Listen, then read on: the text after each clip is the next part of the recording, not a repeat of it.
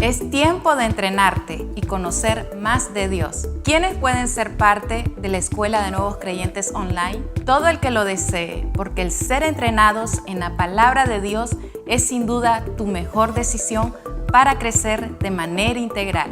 Matricúlate ingresando a entrenate.comunidadosana.info. Entrénate desde donde estés.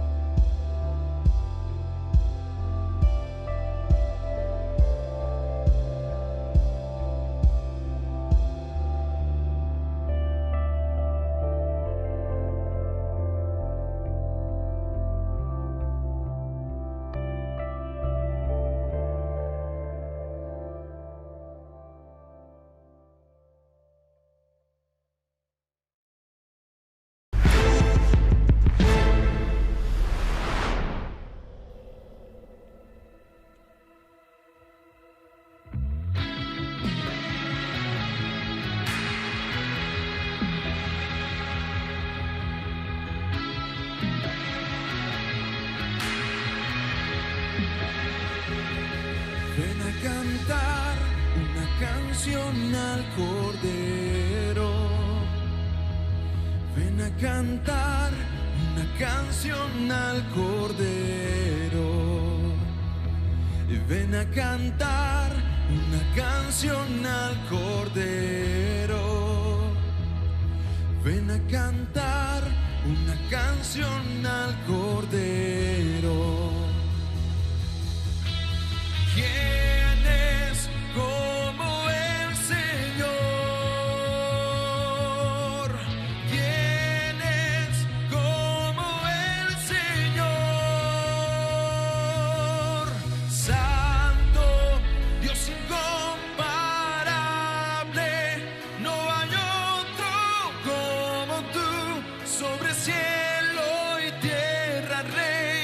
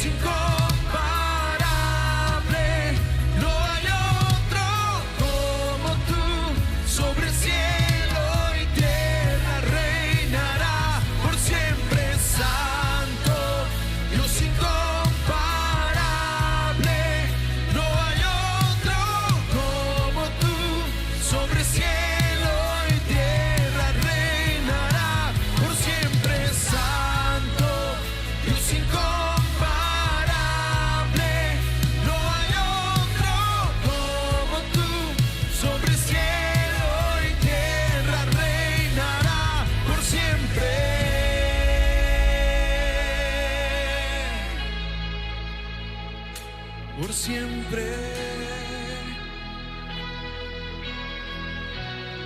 Tú reinarás por siempre.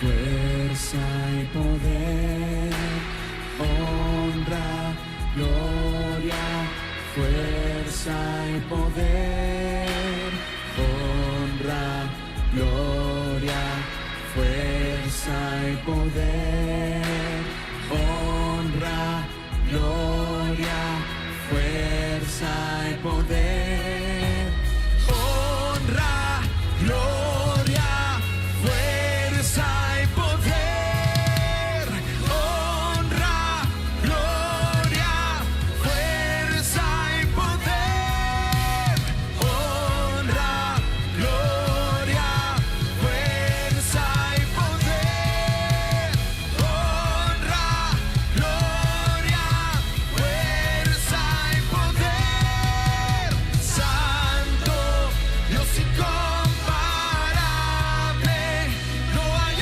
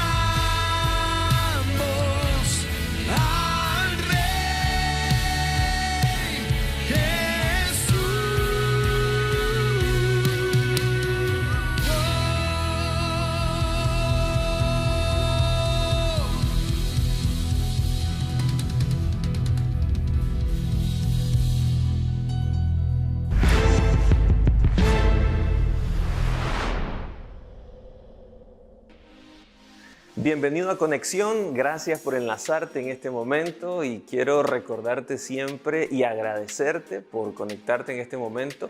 Por favor, este link, envíalo a todas las personas que estén en tus contactos para que podamos meditar un poco en la palabra del Señor. Y nuestra oración es que el Señor esté fortaleciéndote en este tiempo que es tan complicado, pero que creemos que el Señor tiene propósito. Y en base a eso es importante que tengamos un corazón receptivo para el Señor y consagrarnos para Él. Y de eso es lo que quisiera hablar hoy. Y reitero el saludo a los jóvenes de todas las localidades de Managua, donde estés, aún fuera de Managua y fuera de la nación. ¿Qué te parece si leemos Salmos? Quiero que me acompañes ahí donde estás. El libro de los Salmos, capítulo 24. Vamos a iniciar en el verso 1. De Jehová es la tierra y su plenitud, el mundo y los que en él habitan, porque él la fundó sobre los mares y la afirmó sobre los ríos. ¿Quién subirá al monte de Jehová? ¿Y quién estará en su lugar santo? El limpio de manos y puro de corazón, el que no ha elevado su alma a cosas vanas, ni jurado con engaño. Él recibirá bendición de Jehová y justicia del Dios de salvación. Tal es la generación de los que le buscan, de los que buscan tu rostro, oh Dios de Jacob. En este contexto, David está inspirado por el Espíritu Santo redactando este salmo, y es cuando el arca del pacto fue traída de Jerusalén.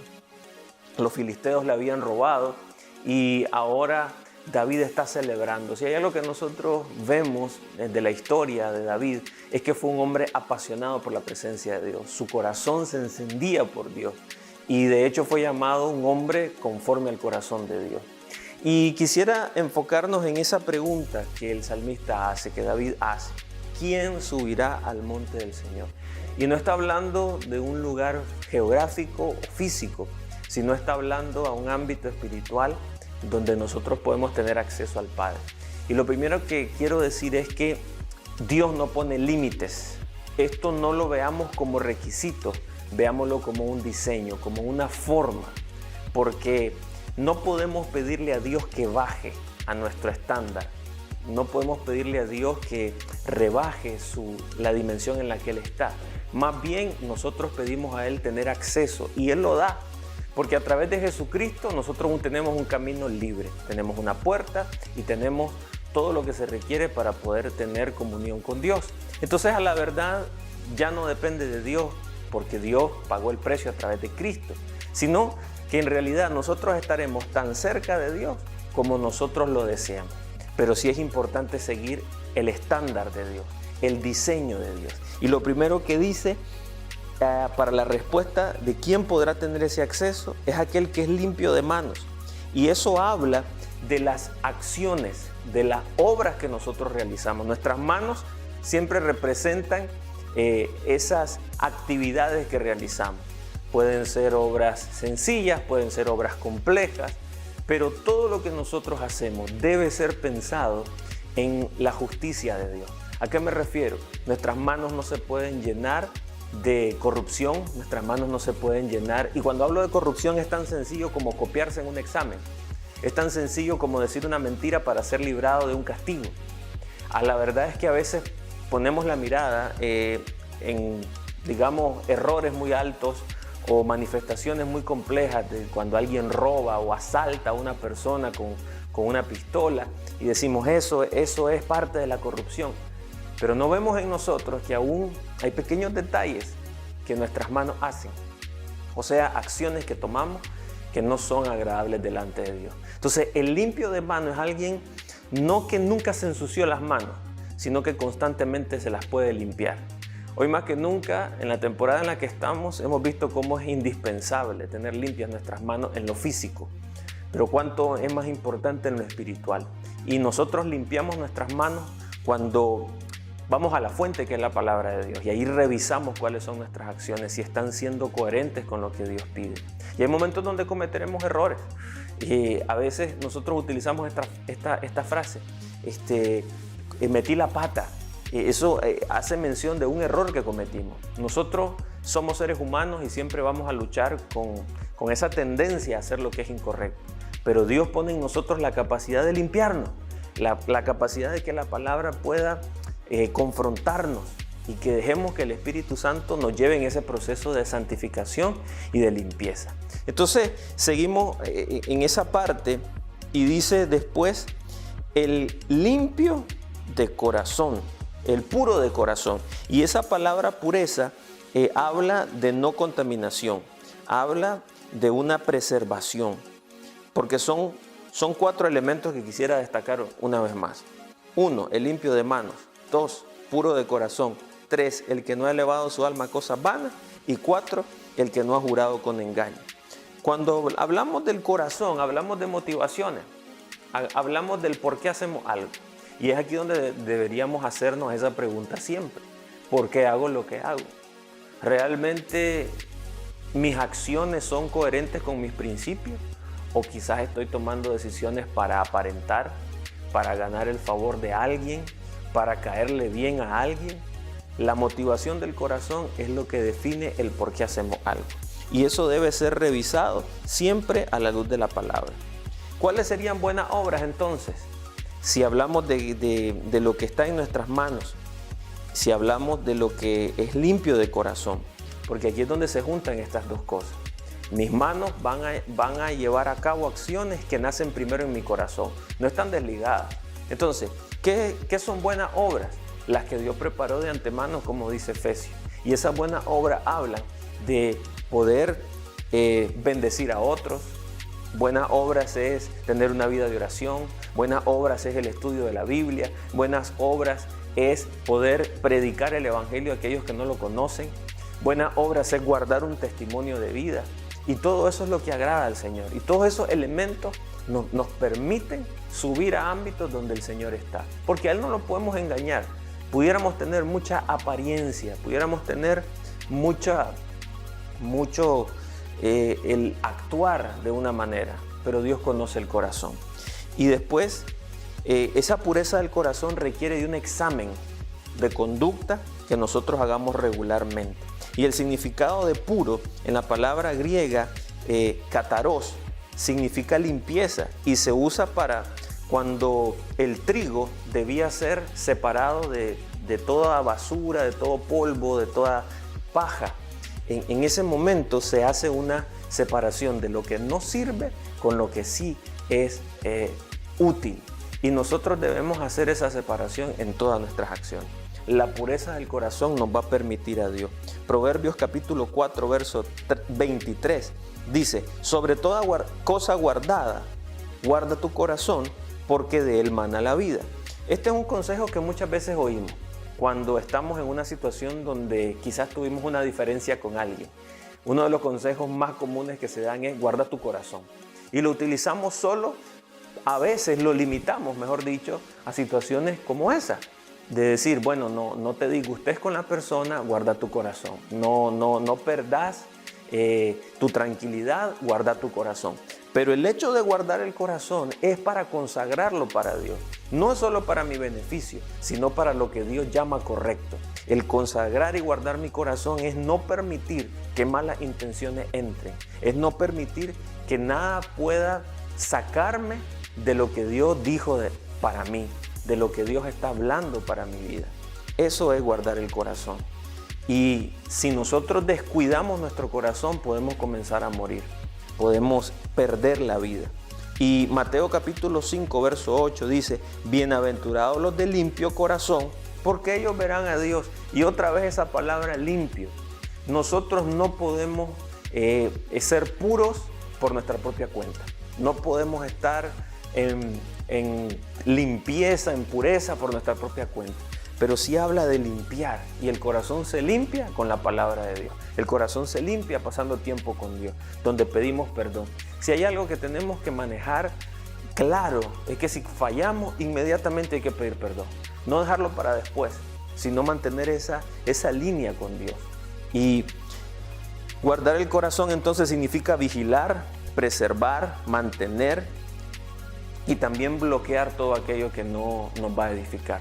Hoy hay mucha información, hay muchas situaciones que pudieran querer ensuciar el corazón, lastimar el corazón, y necesitamos aprender a poner un sistema de protección, un sistema donde Constantemente hay tanta palabra de Dios en nosotros que a pesar de que hay situaciones que nos puedan lastimar emocionalmente, logramos tener paz y logramos resolverlo. Entonces, creo que si leemos Daniel capítulo 1, versículo 8, tenemos un consejo de cómo guardar el corazón, porque la gente, nosotros mismos a veces decimos, pero ¿cómo puedo lograr guardar el corazón? Y Daniel dice, y Daniel propuso en su corazón no contaminarse con la porción de la comida del rey ni con el vino que él bebía. Pidió por tanto al jefe de los eunucos que no se le obligase a contaminarse. Lo más poderoso de leer esto es la historia de Daniel, que está en un contexto donde no está siendo supervisado por nadie, donde tiene acceso a manjares, a todo tipo de alimentos que pueden ser atractivos para el organismo, pero que en su cultura y en su creencia son alimentos que desagradan a Dios. Entonces, no es tanto el decir, bueno, es que Daniel dijo, no voy a comer eso. No, había algo que se le quería cambiar, la identidad, se le quería cambiar la forma a Daniel. Y Daniel dijo, si yo comienzo a ceder terreno, si yo comienzo y decir, bueno, solo es comida, lo siguiente iba a ser la forma de hablar, lo siguiente iba a ser sus principios y lo siguiente iba a terminar siendo en apartarse de Dios. Y aquí hay una enseñanza poderosa. Nosotros necesitamos proponer en nuestro corazón no contaminarnos. Nadie lo puede hacer por nosotros, nadie puede hacer una oración para que no nos contaminemos. Es una propuesta día con día. Y si nosotros vamos a negociar con el pecado, tarde o temprano nos vamos a ver metidos hasta adentro y nos va a costar salir. Porque comienza con cosas sencillas, donde sabemos algo que debe ser un no rotundo, comenzamos a evaluar, pero pudiera ser o tal vez. Y aquí es donde vos y yo tenemos que ser honestos con todas aquellas situaciones que el Espíritu Santo está trayendo en este momento en nuestra memoria, de decir, tengo que dejar eso de una vez por todas. Y no desde un ámbito de culpa, sino de la responsabilidad de guardar nuestro corazón. ¿Y por qué? Porque simplemente queremos agradar a Dios y queremos vivir para Él. Esa limpieza del corazón nos va a hacer que son los dos primeros elementos. Limpieza en el corazón, limpieza en las manos, para que podamos habitar en la presencia de Dios. Porque ese es el único lugar seguro en este tiempo. Hoy pudiéramos pensar de muchas maneras, pero lo único que nos va a preservar es estar conectados con Dios. Aun cuando no lo sintamos, aun cuando no tengamos fuerza, subir, eso me gusta mucho. La realidad está aquí en un caos, pero dice, ¿quién subirá al monte? Va a requerir un esfuerzo, va a requerir un recorrido, un trayecto, un camino, un esfuerzo. Pero la verdad es que la recompensa es mayor. Si a veces no sabemos qué hacer, es porque quizás hemos bajado del monte. Si no tenemos la respuesta, es porque quizás no estamos subiendo a la presencia de Dios. Y tal vez Dios nos está llamando y Dios quiere estar con nosotros. Esa es una seguridad que tenemos, pero nosotros ponemos los límites. Así que yo quiero invitarte a que luches contra todo lo que puedas estar luchando en este tiempo. Que no te desanimes. Si has sentido que has perdido mucho terreno, es tiempo de recuperarlo hoy. Porque el Señor tiene una palabra siempre para levantarte, para bendecir. Pero requerimos accionar fe. Y vos tenés que accionar tu fe, yo tengo que accionar mi fe. Así que te dejo con esa idea, que el Señor nos dé la sabiduría, el entendimiento de poder aplicar su palabra y de ser personas que podemos habitar en su presencia. Que Dios te bendiga y nos vemos en la próxima.